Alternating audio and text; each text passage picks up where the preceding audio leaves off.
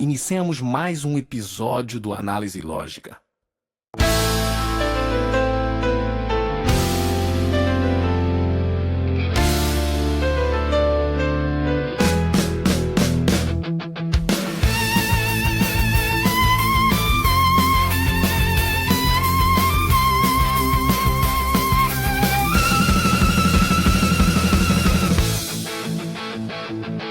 Sim, a análise lógica da realidade objetiva, baseada em princípios racionais. Vamos explorar fatos relevantes e ideias radicais, com base nos princípios axiomáticos da identidade, da causalidade e da consciência.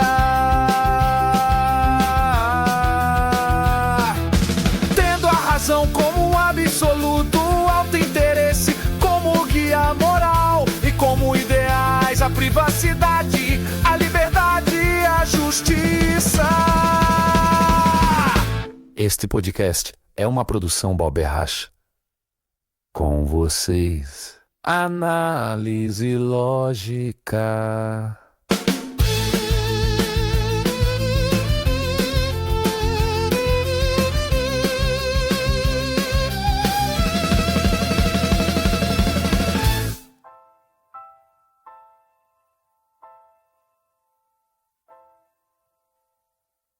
No episódio de hoje, liberdade de religião.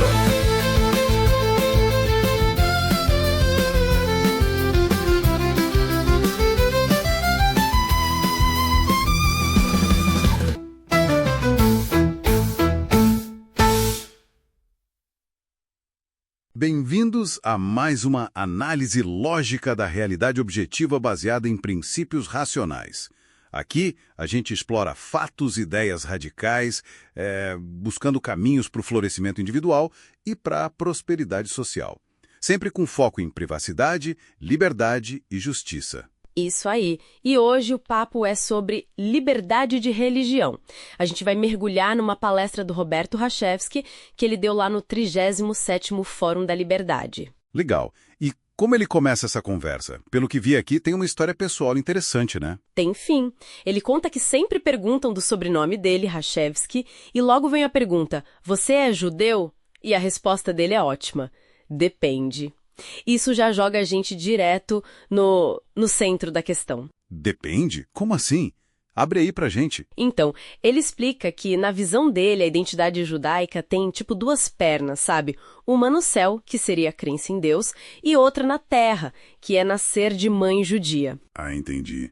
A questão da fé versus a da descendência? Exatamente. E ele faz um contraste interessante. Por exemplo, para Hitler não importava a crença, só o DNA, a ascendência. Por essa lógica, ele seria judeu. Mas, se você pegar a ótica religiosa judaica mais estrita, bom, como ele se diz ateu, faltaria o pé no céu, né? Seria considerado goi, não judeu. Então ele se define como judeu pela origem, mas ateu pela cabeça. Isso, judeu por ascendência, ateu por convicção.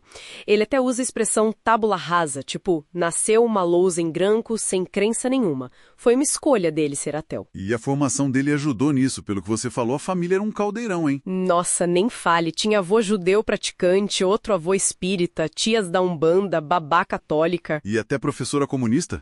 Que mistura. Pois é, um painel completo, né?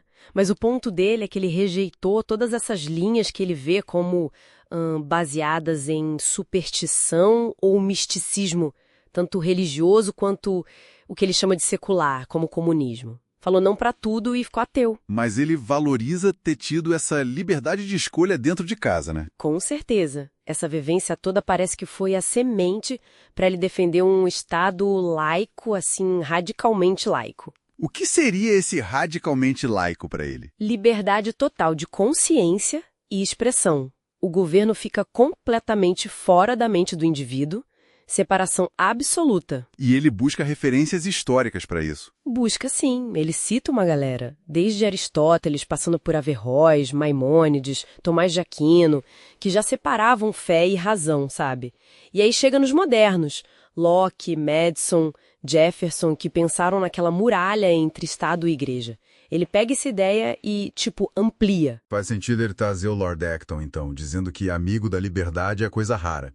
Ele liga liberdade com o que mais? Com responsabilidade.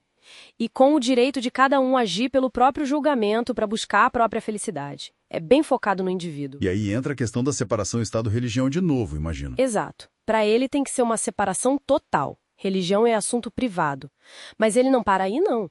Ele acha que essa separação tem que valer para tudo que é atividade privada e produtiva também. E qual sistema social se encaixaria nisso, na visão dele? Aí ele defende o capitalismo de livre mercado.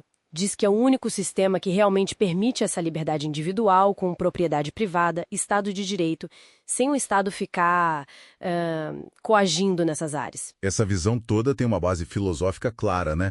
Você mencionou o ateísmo dele. Sim, e é um ateísmo baseado no objetivismo, muito influenciado pela End.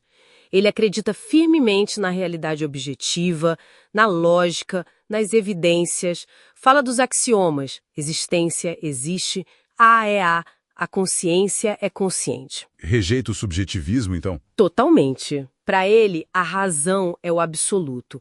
E por isso ele é bem, digamos, intolerante com o que ele vê como niilismo ou pós-modernismo, que para ele negam a realidade e a razão. E o que ele valoriza, então, nessa filosofia? O livre-arbítrio, a razão como nosso guia e os direitos individuais, vida, liberdade, propriedade, busca da felicidade e uma justiça baseada no mérito, no que a pessoa faz aqui e agora. Entendi.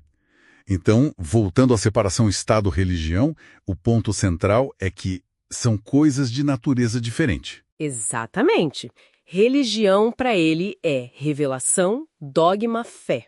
O Estado é força bruta, coerção. Misturar isso, estraga os dois.